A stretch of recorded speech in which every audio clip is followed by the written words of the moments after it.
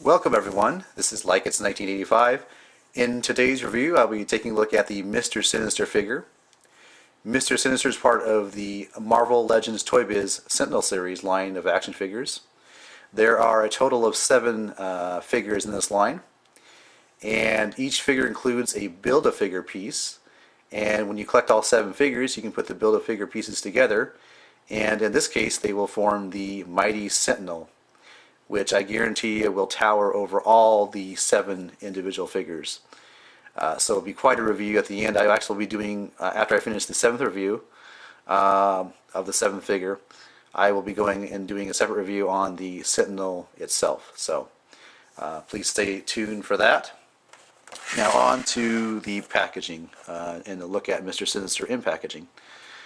One of the nice things about the Marvel Legends ToyBiz packaging, as you can see, it's clear plastic all around. It encases everything, and one of the nice benefits about that is it makes it really hard, if not impossible, for someone to say open up the package, take the figure out, and then try to repackage it and reseal it and try to sell it as a mint and sealed package, mint and sealed box. It would be really hard to do that with this type of packaging. It's much easier to do it with the more common cardboard with a bubble on it. There are ways you can try to reseal the bubble and try to sell that as a mint and sealed package.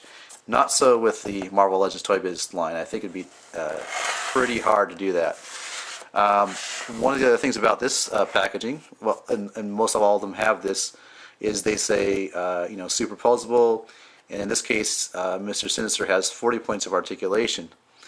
Now, my question to you, and I hope somebody will comment on this down in the comments section, have you ever taken a figure and counted the actual number of articulation points and added them up and see if they actually do add up to the number that's advertised in the box? I've done it once. Not because necessarily I didn't believe that there were X amount of points of articulation, but I wanted to see where the individual points of articulation were and how they all added up to that number. So I'd be curious to see if anybody would care to comment and say, hey, yeah, I've done that before. Appreciate that. Now on to the back real quick. If you watched the other 3 reviews, this will be all old to you. But if this is your first time watching, we'll go through it real quickly here. You get a kind of a mug shot of the character.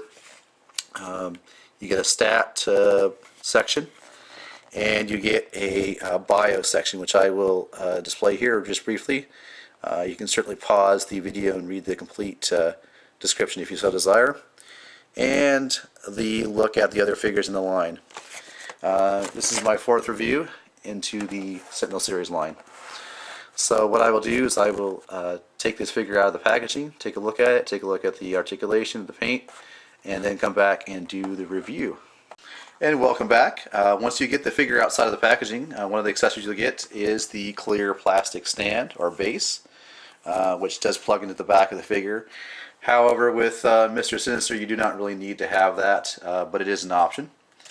You do get this comic, X-Men number 243. And as you can see, it starts off pretty good with 2 very good-looking comic book characters. And when I skimmed through the issue, it did look pretty action-packed. And of course, it does feature Mr. Sinister in the story. So you do get the comic, which is nice. And finally, you get the right leg for the Build-A-Figure Sentinel. On to Mr. Sinister. As you can see, he's predominantly blue and red. Now the blues are different shades of blues, which is kind of a nice paint application. For example, here's a lighter blue with this upper part of his, I guess his boot here. And it's a darker blue towards his knees, if you can see that on camera. So that's very nice to have that contrast of blues. Of course, you got the red metallic paint application along his belt area, waist area. You've got this cape, which these individual strands are very rubber-like in feel, and the actual color is kind of a shimmery blue. I don't know if it's going to show up on camera, but it's pretty shimmery along these strands. And the cape itself, the top part of the cape that is, it's a harder plastic, but it's still somewhat flexible. Now it's my understanding that this does come unplugged, so you could take off the cape. Looks like that's the plug right there. I'm not going to bother with that. I tried to take it out off camera and it was pretty hard to get out, so I imagine it may be pretty hard to get back in, so I'm just going to leave it as is. One of the things about the cape, a small gripe with the cape, you can see how it kind of rides up on his neck. Preferred if it would like to settle down to about that position, but it kind of tends to move up like that. No, you know, it's a minor thing. Now on to articulation. The head does have articulation like so, and he can look to the side as well. The shoulder armor here is almost a rubber-like material in terms of the feel. Articulation in the shoulders. He's got articulation in the shoulders like that. Rotate. He has a swivel at the upper arm, as you can see. I really like that joint because it's very almost natural in the sense that you don't. The joint is pretty well hidden. I like that. It's one of my favorite joints. You do get a double jointed elbow, as you can see there. And moving down to the wrists, you do get a hinged wrist. It doesn't rotate, but you do get a hinged wrist. Now the highlight of this feature, or this figure rather, is the individual finger articulation. Thumb does not articulate, but you can get the fingers and get him to do the flipping the bird, as you can see, which is quite appropriate since he is Mr. Sinister. It seems appropriate that he could be able to do that. On to the upper body articulation, you do get a slight articulation range there. Swivel at the waist. Ball hinged hips.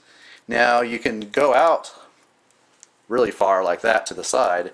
You can go out a little bit to the front and just a tad bit to the back. I don't think you can rotate the ball around. I've watched about approximately 4 reviews, and none of the reviewers had said that you can actually rotate the ball around so that you could actually get the leg to go forward. In other words, get this hinge to rotate forward like you can on the Iron Man 2 3 3/4 figures that just released out.